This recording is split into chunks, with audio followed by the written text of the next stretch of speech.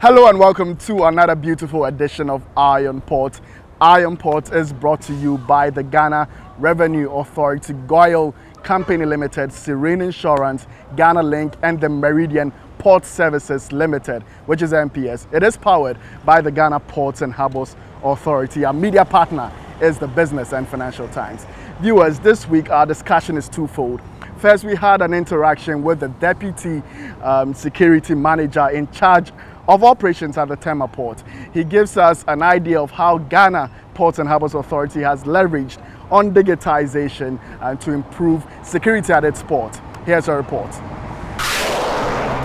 The Ghana Ports and Harbours Authority has indicated that a lot of its successes in the provision of security at Ghana's ports is owed to its investments in technology. Speaking on Iron Port, the Deputy Security Manager in charge of operations at the Port of Tema, Samuel Ajete, revealed that the authority has invested in world-class surveillance and access control systems. GPHA is currently going through digitization that we know of various areas, which includes the security department. This includes our CCTV cameras, which quite recently have been upgraded seriously. We have, I think, I hear along the West African corridor, one of the best control rooms that you can get. Yes. We having about 210 cameras covering the port. Wow. Yes. And then we still have about 80, 90 on standby, still looking at areas to deploy them. Yes. Currently, the new jetty, we still deploy about 20 at the new jetty currently. Yes. GJT, we have mapped about 15 locations, which are blind spots that we're still going to put them.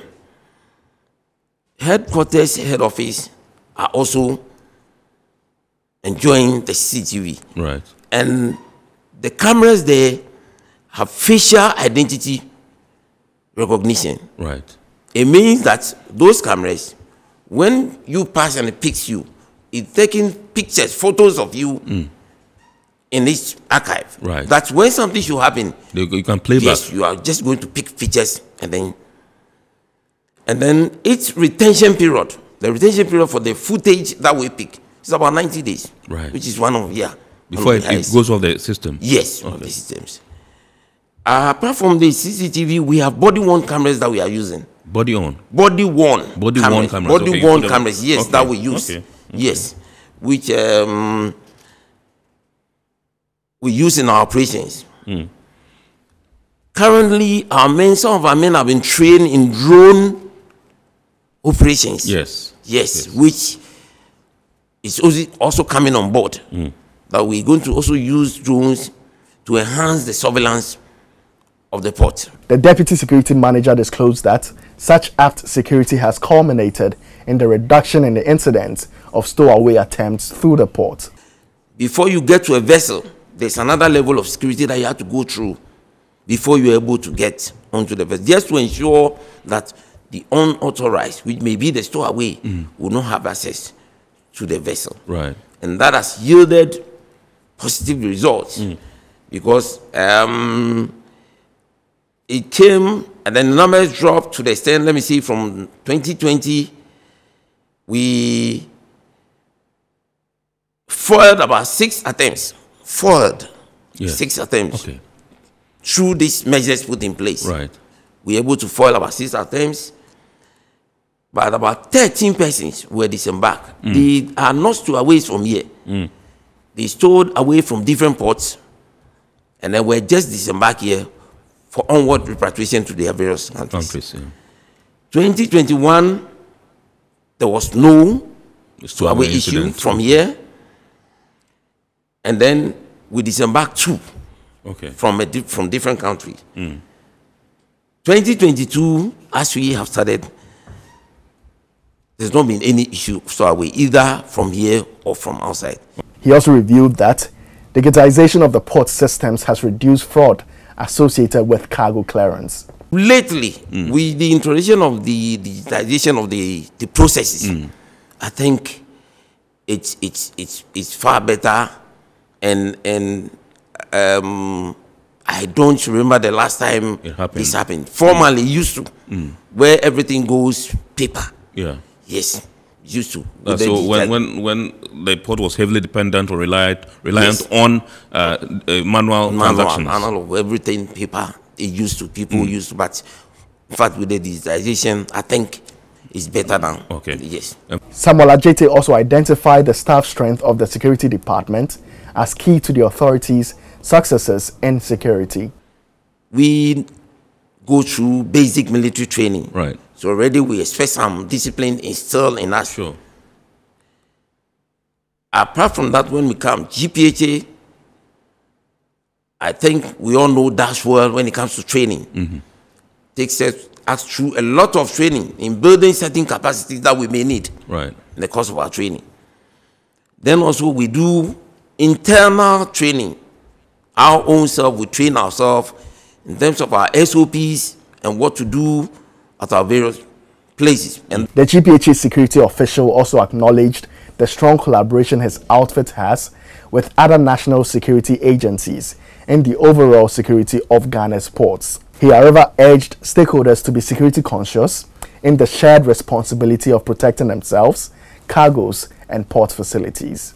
And as we expect our stakeholders to be vigilant and security conscious and note abnormalities and report things which are not normal, things that they see and seem not right. You don't see something, say something. Yeah. Then we advise persons to watch persons' behavioral patterns or persons that they think are not known in the system, and all of a sudden they appear. They need to report such persons for us. Also packages that they see that seem not okay, very suspicious.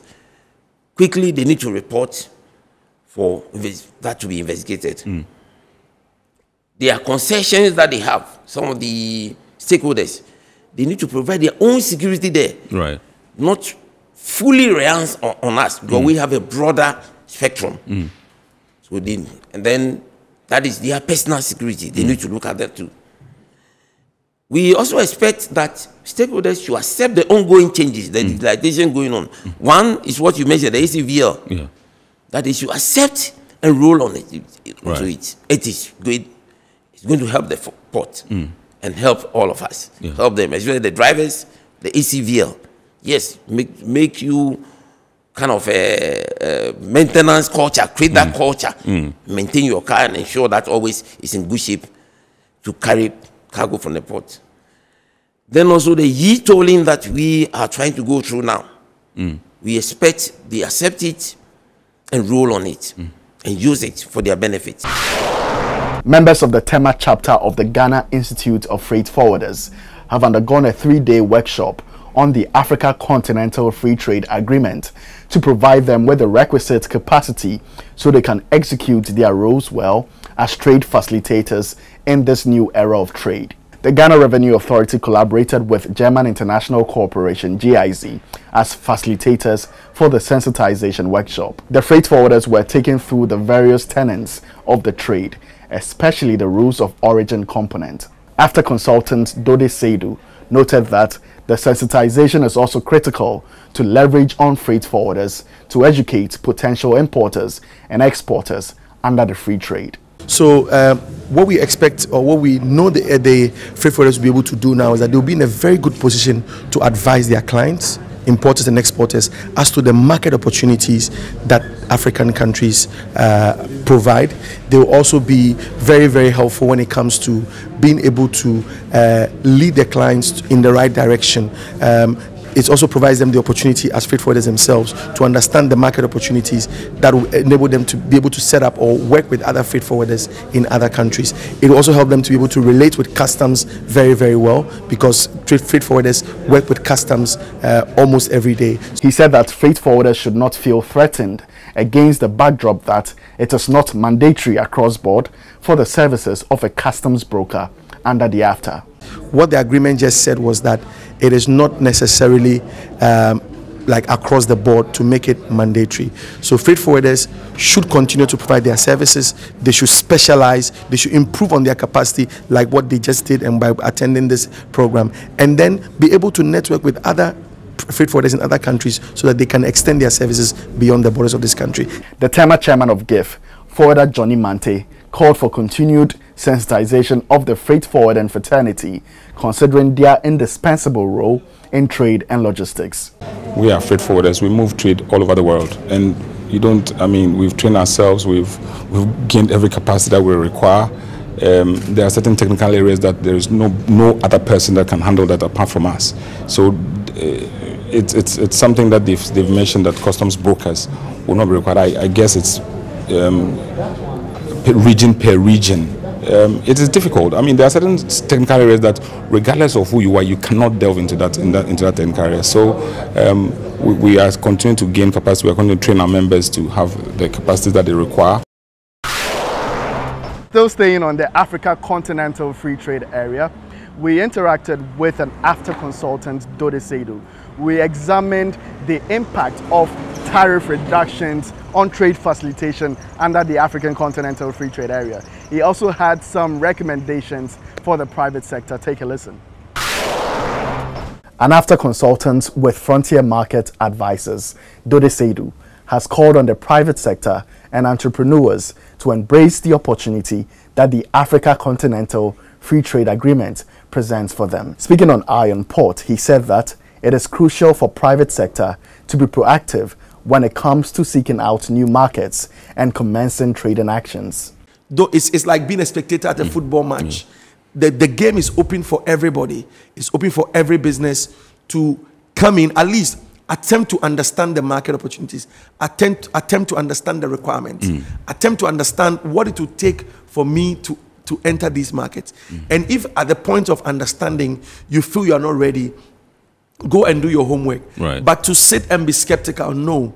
You see, even the AfCFTA, I tell people, there are certain sectors that have already seen the light, the opportunities of the AfCFTA. For example, if you take businesses that are into, let's say, manufacturing and assembling, high value and manufacturing and assembling, they understand this. So they're setting up business hubs. They're setting up hubs in other countries or in other parts of Africa. So I would say to anybody who is listening that if you are a business person who has been able to take advantage of the Ghanaian market, you have a product that is unique, duly registered with GSA, FDA, please get ready for AfCFTA and don't sit on the fence. The AfCFTA consultants explained that the Africa Continental Free Trade Area was established to create structures that will enable cost-efficient free movement of goods and services, and it is up to traders themselves to drive the trade. I would tell every business person that they should prepare. How should they prepare? Number one, AfCFTA is providing the opportunity to trade in other markets. So find those markets. It's not the AfCFTA that will find the markets for you. You have to find those markets. You have to find those business partners.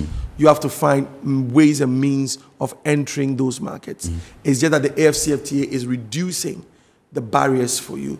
He urged traders to make use of institutions available at their disposal for the necessary information pertaining to the AfCFTA. But some of us here, in Ghana in particular, we've also not really taken advantage of some of the institutions that we have. For example, we have a Ghana Export Promotion Authority. We have embassies in some of these countries, African countries. They have trade attaches. That's their job. The job is to facilitate trade for Ghanaian, made in Ghana products. So we have to reach out to them. We have to knock on their doors. We have to find out what opportunities there are. The AfCFTA itself has the MANSA, MANSA repository, which is to help us to find out market opportunity. We have the AfCFTA Trade Observatory. These are all tools. Dode Seidu touched on the benefits of tariff reductions on AfCFTA trading. The tariffs is a significant step because, like I said, it is the main thing you meet when you are exporting or importing within Africa. Absolutely. So if you were to send goods from here to maybe Kenya and you meet a tariff of, let's say, 20%, the AfCFTA is allowing it to maybe come to about 18%. So if you do your cost build-up for your product, you do your margins, and then, of course, you add freight and then the tariff, it would give you an idea of whether your product will be competitive in the market or not. Right. Okay, so I just want to find out from you how this tariff reduction will benefit, these countries that have ratified. You mentioned 43 countries at the moment out of 54. Yes. Yes. How are they going to benefit? What impact will it make to them in their quest to? Yes, the benefit actually comes to the private sector largely. Of course, reducing the tariff basically means the country is going to forgo revenue. So in one respect, it has an impact on countries' revenues, the amount of money they will make from port taxes or import duties. Right. So that is one, let's say, downside, but it's a temporary downside. The benefit to the countries that have ratified is the opportunity that it opens for their SMEs, their manufacturers, to be able to take advantage of markets outside those countries. So that's the principal benefit, the ability to be competitive in markets outside your region or outside your country. The AfCFTA consultants revealed that 43 out of 54 African countries have ratified the agreement, an 88% agreement on the rules of origin. Now let us hear a few of your comments on the subject that has just been discussed. Here are some comments. My name is Forwarder Eli Agbotui. I am enjoying your chat about security and the delivery of Samuel Ajete. There is a lot of talk of Tema Port. Can Iron Port please project what happens in Takoradi 2 to the trading community? Hello Eli, your concern has been duly noted and we will increase our attention on Takoradi Port in future. Very soon you'll be hearing from officials of the Port of Takoradi. My name is Prince. I am enjoying your show and I am very enthusiastic about the topic. I am an agro exporter and producer. I produce shea butter and black soap and I ship all over Africa and outside of Africa. It costs me more to send things in Africa than to Europe, Canada or the US in terms of these duties, tariffs and logistical cost. When is all this going to take effect? Because it seems like the talk is too much. We need AfCFTA to set a specific date indicating when the no tariff application applies once you are a signatory. Hi Prince, our AfCFTA consultant agrees with your sentiments. He says he proposes that a date should be set for countries who have ratified to submit their tariff offers and complete country processes within 90 days in order to commence trade. My name is Adams from Pokwase. Now I know what currency is being used by member states under AfCFTA. Hi Adams, currently there is no single common currency used in Africa for AfCFTA. However, the Pan-African Payment and Settlement System has been introduced to harmonize transactions under the AfCFTA. Iron Port returns after this break. Every now and again, Goil makes good things happen. This time, Goil has introduced Super XP Ron 95, a higher grade fuel loaded with additives and yet sold at the same price as normal fuel. Goil Super XP Ron 95 enhances engine performance like never before. It maintains the engine by keeping it clean from carbon deposits. Goil Super XP Ron 95 is designed to burn slowly and thus improves fuel economy, making you save money after several kilometers.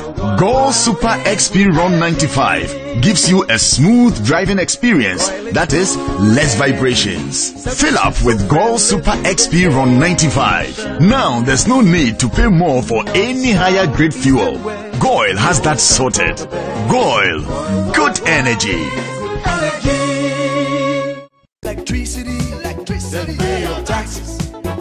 Our taxes, our future. Because you see, without our taxes, we wouldn't have good roads, good schools, better hospitals, street lights, and other very important social amenities. When we pay our taxes, we give our children free and quality education. Talga, my money too small. Why should I pay my tax? Look, small. Salifo, it doesn't matter how small or big your business or income is. You still have to pay your taxes. The little taxes from each and every one of us, when put together, could give your community clean water, or that deprived school with tables and chairs. Please pay your taxes. It is your responsibility. It is your civic duty. It is the law. Impressive factory. If only I had listened to you, I wouldn't have been in this mess. That devastating fire virtually wiped out the whole factory and my warehouse. Remember my misfortunes last year? Serene Insurance Asset All Risk Fire policy that I took were there to pay for my damaged stocks in the warehouse. And my machines that were affected by the floods have been replaced. My accident vehicle is back on the road thanks to Serene Insurance Motor Policy. Currently, my goods are on the high seas, covered with their marine cargo insurance policy. I was just telling Ajima about Serene Insurance. Oh, Ajima, tell him more. As a road contractor, I make sure I do my contractors all risk insurance for the projects and then workers' compensation for all the workers on site. With Serene Insurance, they will make sure they will cover your unknown tomorrow today. Serene Insurance, a new face of insurance. Call us now.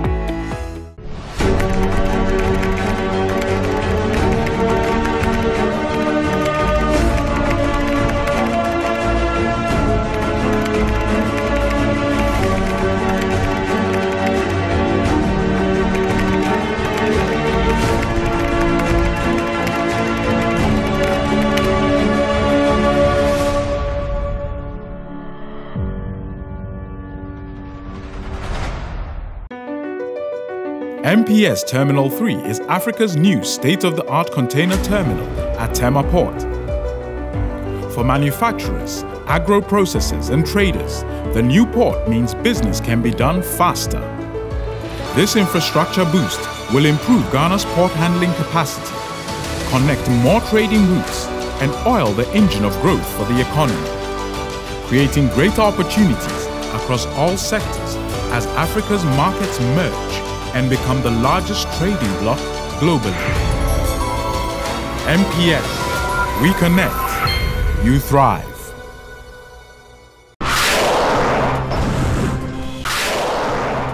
Now let us take our lenses to the global stage and have a look at what is transpiring in the international shipping and maritime industry.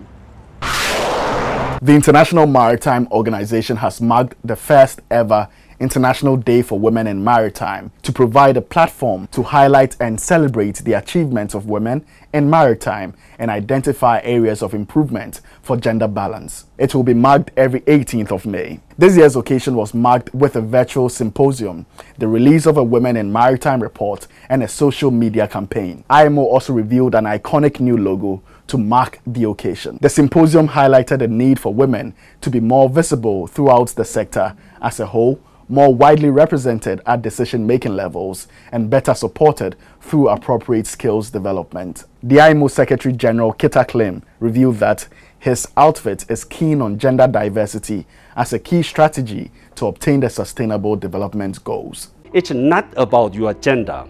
It is about what you can do. At IMO, through training, visibility, recognition, we aim to support a barrier-free working environment for women in maritime.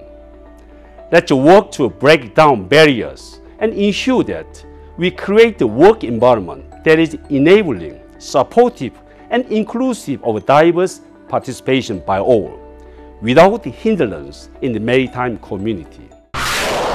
In a related development, the International Maritime Organization and the Women in Shipping and Trading Association have launched a Women in Maritime Survey report. The report, launched on the first IMO International Day for Women in Maritime, contains information about the proportion and distribution of women working in the maritime sector from IMO member states and the maritime industry. The data demonstrates that women account for only 29% of the overall workforce in the general industry and 20% of the workforce of national maritime authorities in member states. The report highlights great variation among individual subsectors. According to data gathered from member states, women participation in search and rescue teams of national maritime authorities accounts for just 10% as compared to female diplomats, which accounts for 33%, and training staff, which accounts for 30%. Industry data shows that women seafarers make up just 2% of the crewing workforce and are predominantly found in the cruise sector, while in ship-owning companies, they are made up of 34% of the workforce. The Maritime Executive has reported that predictions are growing throughout the shipping industry of renewed disruptions, backlogs, and even possibly chaos as China works to ramp up operations at Shanghai and resume manufacturing and supply chain operations after the 8-week lockdown due to its zero-tolerance COVID-19 policy. Vessel diversions increased rapidly starting in mid-April, resulting in a growing amount of export cargo not shipped. And now the restart in operations is expected to come just as the shipping industry traditionally moves towards a peak season as retailers build inventories for the end of the summer and the holiday season sales in the US and Europe. It's time for the schedule of vessels that have berthed within the ports, those at Anchorage and those expected in the coming weeks, plus the Bank of Ghana exchange rates, which you may need to know to clear your cargo with.